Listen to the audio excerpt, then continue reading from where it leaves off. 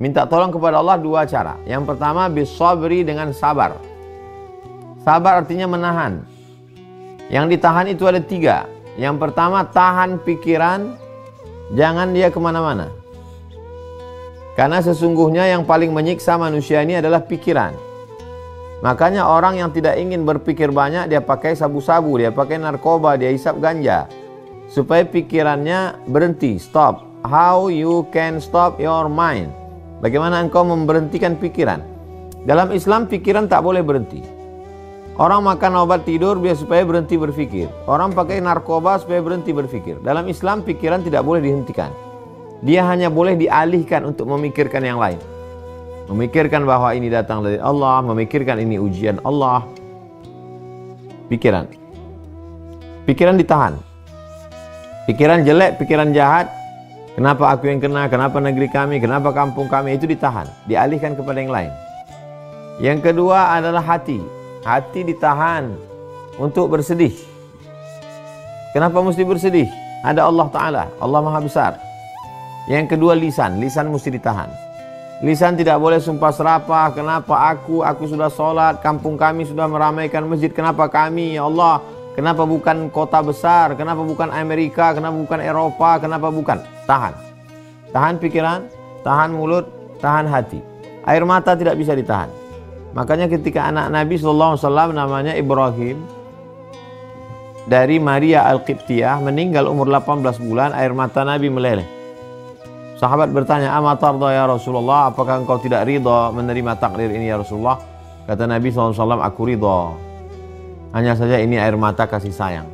Jadi kalau ada saudara kita yang terkena musibah, dia menangis, maka sesungguhnya tangisan itu adalah sesuatu yang tak bisa ditahan. Yang tak boleh itu meratap. Kalau sampai dari mulut, kenapa aku, kenapa kami, kenapa. Selama pikiran bisa ditahan, mulut bisa ditahan, hati bisa ditahan, air mata meleleh, bagian dari ekspresi, ungkapan.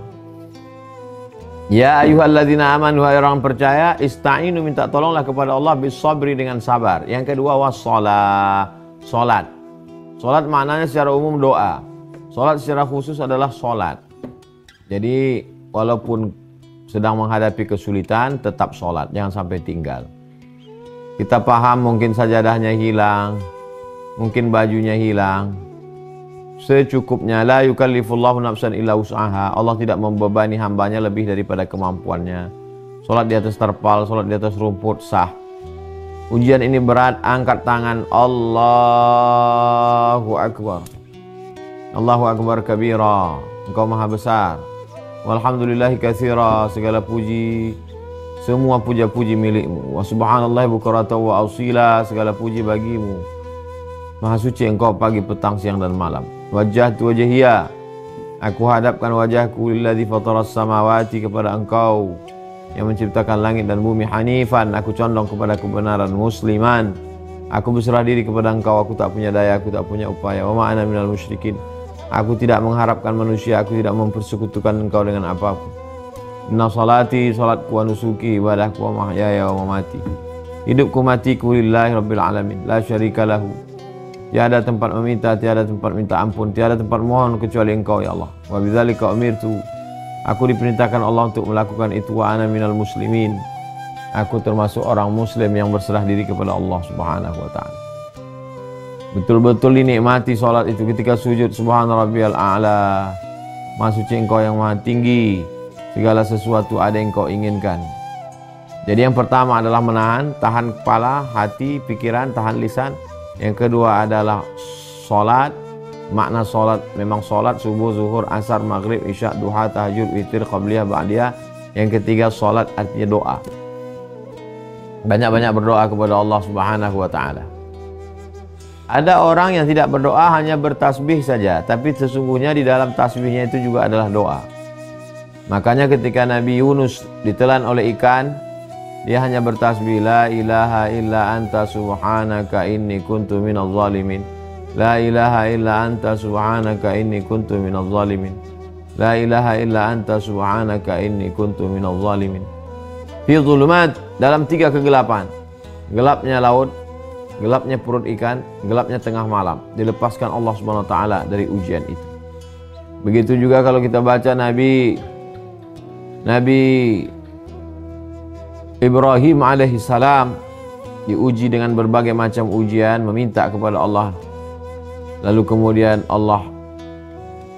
kata Allah kepada api, ya nar, wahai api, kuni bardan, jadilah engkau sejuk, wasalaman, selamat ala Ibrahim, bagi Nabi Ibrahim. Nabi Ibrahim keluar dengan selamat. Begitu juga ketika nabi-nabi yang begitu dalam kesulitan mereka, Allah menguji iman itu al-amsal fal-amsal. Ya Rasulullah, ayun nasi asyaddu balaan. Siapa orang yang paling keras ujian hidupnya? Al-anbiya, para nabi-nabi dan rasul. Al-amsal fal-amsal. Setelah itu di bawah terus. Semakin kuat keimanan, semakin kuat pula ujian. Ujian S1 100 halaman, ujian S2 200, ujian 3 S3 disertasi 300. Semakin tinggi level, semakin berat ujian, semakin tebal, semakin banyak referensi, semakin detail pembahasan. Itu standar manusia. Begitu juga dengan Allah Subhanahu wa ta'ala. Lalu kemudian apa hikmah yang diinginkan Allah di balik semua itu? Di balik semua itu ada ujian yang belum diberikan Allah. Ada orang diuji kakinya untuk ke masjid, lulus. Diuji tangannya untuk bersedekah mengusap kepala anak yatim, lulus. Diuji mulutnya, lisannya untuk membaca Al-Quran malam Jumat, baca tahajud, malam surat Al-Kahfi, tiap malam baca surat Yasin, lulus. Diuji kepalanya untuk berfikir, lulus. Diuji telinganya untuk mendengar tausiah, lulus. Tapi ada satu ujian yang belum. Ujian kesabaran. Innama yuwaffas sabiruna ajrahum bighairi hisab. Orang yang sabar itu ujiannya berat, diberikan Allah balasannya bighairi hisab. Tidak bisa dihisab, tidak bisa dihitung. Unlimited, tanpa batas. Itulah yang dijanjikan Allah untuk mereka yang sabar. Dalam kitab Ar-Risalah Al-Qushairiyah dikatakan, aku tahu kapan Allah ridha kepadaku. Bagaimana engkau tahu Allah ridha kepadamu? Ketika aku ridha menerima takdir ketetapan Allah. Ketika kita ridha menerimanya, disitulah Allah meridhai kita. Level yang paling tinggi adalah sahabat Nabi yang disebut as-sabiqun al-awwalun. Orang-orang yang dulu masuk Islam. Minal muhajirin. Sahabat Nabi dari kalangan muhajirin yang pindah dari Makkah ke Madinah. Wal ansar. Orang ansar yang ada di Madinah menolong, membantu Rasulullah SAW. Mereka itu kata Allah radhiyallahu anhum. Mereka itu diridhai Allah Subhanahu wa taala. Kita setiap subuh berkata minta ridha, raditu billahi rabba wa bil islami dina wa bi Muhammadin nabiyya wa rasula. Tapi belum tentu kita diridhai Allah. Maka ada orang yang diridhai Allah. Siapa itu? Orang yang sabar ketika diuji oleh Allah Subhanahu wa taala. Ketika diuji Allah sabar. Ahasiban nasu ayutraku ayyaqulu amanna? Apakah manusia itu menyangka dia dibiarkan saja begitu saja mengatakan kami beriman? Wa hum la yuftanun, padahal mereka belum diuji. Ketika kita berani mengatakan aku beriman, asyhadu an la ilaha illallah wa asyhadu anna Muhammadar Rasulullah, maka saat itu kita sedang diuji Allah Subhanahu wa ta'ala. Ada sesuatu yang diinginkan Allah. Kita disuruh bersedekah karena mau diinginkan balasannya. Mathalul ladzina yunfiquna amwalahum fi sabilillah kamathali habbah. Orang yang bersedekah seperti menanam satu biji, ambatat sab'a sanabil, tumbuh 7 cabang. Wa fi kulli sumbulatin mi'atu habbah, dalam satu bulir satu cabang ada 100. Allah suruh kita bangun masjid karena dia mau ngasih. Man bana masjidan bana mithlahu baitan fil jannah. Siapa yang bangun masjid, dibangunkan Allah satu tempat di surga. Ada perintah namanya haji, wal hajjul mabrur laisa lahu jazaa illal jannah. Haji yang mabrur tak ada balasannya kecuali surga. Tapi orang yang sabar tidak disebutkan Allah balasannya. Apa tujuannya? Innama yuwaffas sabiruna ajrahum bighairi hisab. Orang yang sabar itu balasannya bighairi hisab, tidak bisa dihitung. Adatul ibadiyas salihin, aku sediakan untuk hamba-hambaku yang sabar itu. Mala ayunun ra'at, sesuatu yang belum pernah dilihat mata. Wala udhunun sami'at, belum pernah didengar telinga. Wala khatara ala qalbi bashar, belum pernah terlintas di hati manusia, belum pernah terlintas terbetik di pikiran. Itulah balasan yang diberikan Allah Subhanahu wa ta'ala. Khutbah ini hanya akan menjadi kata-kata tidak bermakna, bahkan khutbah Jumat menjadi batal kalau tidak disebut namanya. Kullu amrin ribalin, semua amal yang baik, walam yubda bihamdillah, kalau tidak diawali dengan pujian kepada Allah, fahuwa aqta', maka amal itu putus, tidak bernilai. Maka khatib mengawali dengan namanya, Alhamdulillahi Rabbil Alamin. Hidup ini pun tidak bermakna. Semua hidup, binatang pun hidup, pokok kayu pun hidup. Lalu apa bedanya dengan hidup manusia? Hidup manusia menjadi bermakna karena diawali dengan namanya, Alhamdulillahillazi ahyana ba'dama amatana wa ilaihin nusyur. Makanan hanyalah sebagai calon-calon sampah bakteri busuk. Ma'akalta fa'afnaita, yang kau makan akan membusuk. Dan makanan itu akan menjadi bermakna, bernilai ibadah di hadapan Allah ketika namanya disebut. Ya ghulam, wahai anak kecil, sammillah, sebut nama Allah. Dalam hadis yang lebih panjang, meskipun dhaif, boleh diamalkan untuk fadail a'mal, motivasi beramal. Allahumma barik lana fima razaqtana wa qina azabannar. Menyebut namanya merubah sampah menjadi ibadah. Menyebut namanya kata-kata tak bermakna menjadi ibadah. Menuliskan namanya di kertas yang sebelumnya hanyalah goresan tinta di atas kertas yang hampa tak bermakna, tapi kemudian ketika nama itu ada di atasnya, maka menjadi sucilah dia. La yamassuhu illal mutahharun, tidak boleh disentuh kecuali oleh orang-orang yang suci, bersih daripada hadas, bersih sebagai najis. Innahu min Sulaiman wa innahu bismillahirrahmanirrahim. Hati yang cemas, hati yang gundah, hati yang sedih, tiba-tiba kesedihan, kecemasan, ketakutan menjadi hilang ketika disebut namanya. Ya Muhammad, ya Rasulullah. Andai orang kafir Quraisy itu menoleh ke bawah, tentulah mereka akan menangkap kita, tentulah mereka akan membunuh kita, karena kita sudah lari dari kejaran mereka. Idhuma fil ghari, ketika mereka berdua berada di dalam gua. Idh yaqulu li sahibihi, ketika dia berkata kepada sahabatnya yang sedang ketakutan, cemas, la tahzan, jangan takut, jangan cemas, jangan khawatir. Innallaha ma'ana, Allah bersama kita. Ma dhannuka bithnaini, hai Abu Bakar As-Siddiq, kalau kau sangka kita berdua, fallahu thalithuhuma, ada Allah di antara kita. Wa huwa ma'akum aynama kuntum, dia selalu bersama dimanapun kamu berada. Ketika dunia terasa sempit, Allahumma qad daqat alayka, Allahumma qad daqat alayya, ya Allah sudah terasa sempit dunia ini bagiku. Bima rahumat, padahal sebelumnya dunia ini lapang, tapi hari ini terasa sempit. Maka keluar dari mulut, ya Allah. Idza daqat alayka dunya faqul ya Allah. Kalau terasa sempit dunia, hembuskanlah nafas panjang, katakan ya Allah. Idza sa'alta fas'alillah, kalau kau minta, mintalah kepada Allah.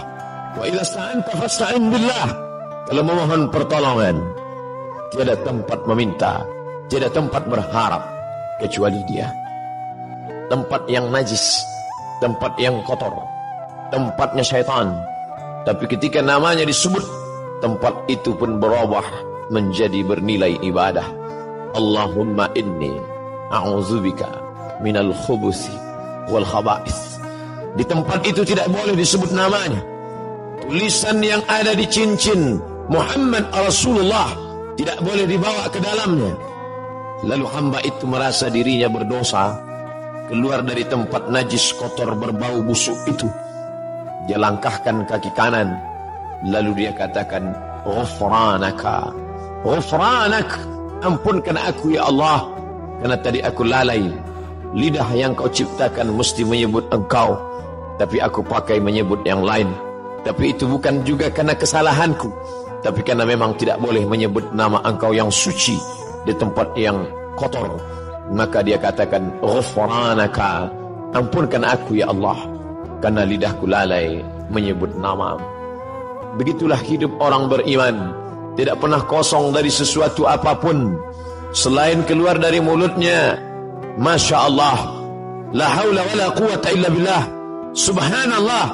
Bahkan ketika dia akan berbuat esok hari, Nabi SAW ditegur, wala taqulanna li syai'in inni fa'ilun dzalika ghada, jangan kau katakan aku akan melakukan perbuatan itu besok pagi, illa ayyasha Allah, illa melainkan ayyasha Allah, Allah yang berkehendak. Dialah yang memberikan kudrat, dia yang memberikan iradat. Kita tunduk dan patuh, bersimpuh berkata, la haula wa la quwata illa billah. Tiada daya, tiada upaya kecuali dengan kekuatan, dengan tenaga, dengan apa yang dia berikan. Dan sampai masanya semua itu akan diminta, dituntut, diminta pertanggungjawaban di hadapan Allah Subhanahu wa ta'ala. Nikmat terbesar bagi kita hari ini bukan kaya, karena banyak orang yang kaya tapi harta tidak bisa menolong di hadapan Allah. Nikmat terbesar bagi kita hari ini bukanlah jabatan.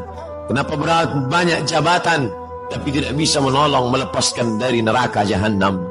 Kalaulah manusia itu mulia karena jabatan, maka Fir'aun jauh lebih mulia. Kalaulah manusia itu mulia karena harta, maka Qarun sampai hari ini harta yang tertimbun di dalam tanah, tetap orang berkata harta Qarun. Kalaulah orang mulia karena otaknya, maka tidak ada yang lebih cerdas daripada Haman. Tapi kemuliaan terletak pada Allahumma ja'al akhir kalamina, ya Allah jadikanlah akhir kalam kami inda intihai ajalina, ketika ajal sampai, yang terakhir, ucapan akhir yang keluar dari mulut adalah la ilaha illallah. Itu yang dulu pertama didengar. Sebejat apapun seorang ayah, sejahat apapun seorang ayah, ketika anaknya lahir, air matanya menetes. Mengikut hadis riwayat dalam Sunan At-Tirmidzi, Imam Abu Isa At-Tirmidzi berkata haditsun hasan, hadis hasan, layak diamalkan. Tetap dia bisikkan ke telinga anaknya sayup-sayup, Allahu Akbar, Allahu Akbar. Lafaz itu yang dia bisikkan. Apa yang dia inginkan? Anakku, aku tidak ingin kau menjadi orang kaya tapi kau tidak menyebut Allah. Aku tidak ingin engkau menjadi penguasa tapi kau tidak kenal Allah. Aku tidak ingin engkau menjadi orang yang cerdas, IP-mu 4 di atas rata-rata, orang memuji mengagungkanmu, tapi kau tidak mengenal Allah. Aku hanya ingin saat di akhir hayatku, saat aku terbujur kaku, yang terakhir membisikkan ke telingaku lafaz Allah. Dan yang mengajarkannya dulu adalah aku saat matamu belum terbuka, saat mulutmu menganga karena tangisan. Tapi ketika bisikan itu sayup-sayup masuk ke pangkal telinga, tertancap ke dalam lubuk hati yang paling dalam, saat itu pun kau juga akan membisikkan ke telingaku, laqinu mautakum, talqinkan orang yang mati sakratul maut di antara kamu dengan bunyi kalimat la ilaha illallah. La taqumus sa'ah, dunia tidak akan kiamat selama masih ada orang berjalan di atas muka bumi berkata yaqulu Allah, Allah. Kalau kau katakan ya Rahman, idza taqulu, idza qulta, kalau kau katakan idza da'awtahu ya Allah, idza da'awtahu ya Rahman, idza da'awtahu ya Rahim, idza da'awtahu ya Rahman faqad wasaftahu birrahmah. Kalau kau panggil dia ya Rahman, maka saat itu engkau sedang memberikan sifat rahmah, kasih sayang.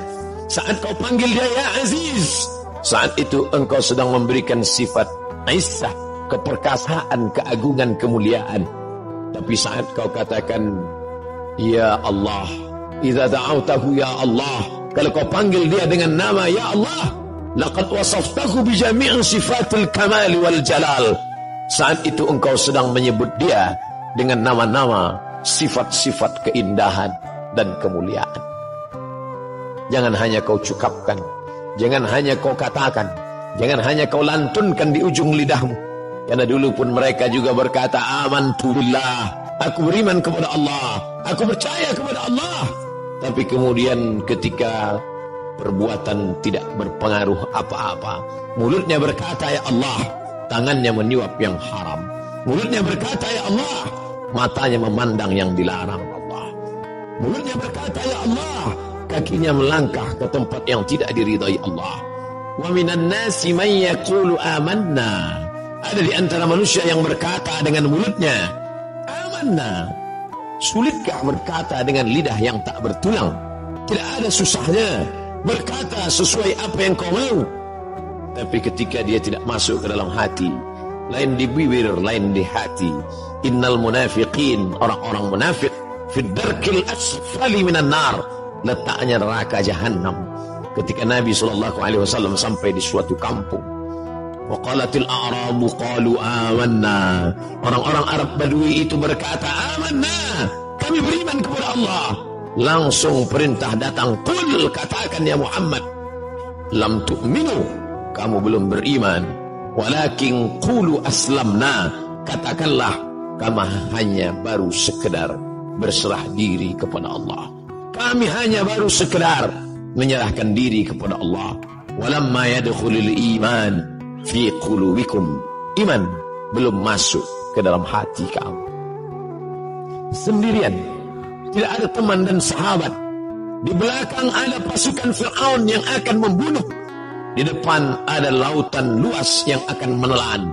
Laut merah siap menyantap makhluk yang lemah itu. Dan saat itu apa kata bala tentara Fir'aun? Bunuh dia! Dia yang sudah membunuh, dia sudah melarikan diri, habisi nyawanya. Dan kawan-kawan yang sebelumnya dianggap sebagai sahabat, ternyata mereka hanyalah musuh yang berbaju kawan. Mereka hanyalah lawan yang sudah mencuri tempat di barisan kawan. Lalu apa kata mereka? Innala mudrakun, kita akan tertangkap Musa. Musa, lihatlah mereka di belakang. Mereka akan menangkap kita Musa. Kita akan tertangkap dan kita akan dibunuh Musa. Ternyata tidak semua kawan itu membisikkan ketenangan hati. Banyak juga kawan yang menyiramkan bensin di lalang yang kering. Mereka hanya akan memprovokasi, mereka hanya menakut-nakuti, mereka hanya akan menanamkan kecemasan. Innal mudrakun, mereka akan menangkap kita. Apa yang keluar dari mulut Musa? Kalla, kalla, sekali-kali tidak. Inna ma'iya rahbi sayahdin, inna ma'iya rabbi sayahdin. Bersamaku ada Allah. Kalian mungkin tidak bersama Allah, tapi bersamaku ada Allah. Merenung sejenak. Keluarkah kalimat Allah dari mulut kita ketika kesusahan datang? Keluarkah kalimat Allah dari mulut kita ketika sumpah serapah datang? Atau dia hanya kata-kata yang bersemayam saat hati senang? Kalau kesenangan dan kesusahan membuat berbeda, pujian membuat melambung, cacimaki membuat murung, sesungguhnya belumlah kita beramal mukhlishina lahuddin. Merenung sejenak, mengingatkan hati yang lupa, yang hampa, bahwa sampai masanya kata-kata itulah yang membuat kita bisa bersama dengan Allah. Allah